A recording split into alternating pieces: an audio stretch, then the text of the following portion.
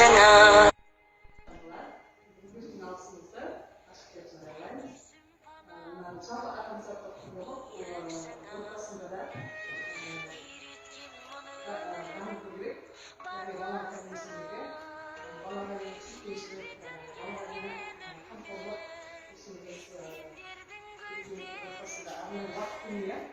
Tügülgen жылылықта ешкімнен сезбедім жер бетін кезгенімде сендердің көздеріңді төгілген жылылықта ешкімнен сезбедім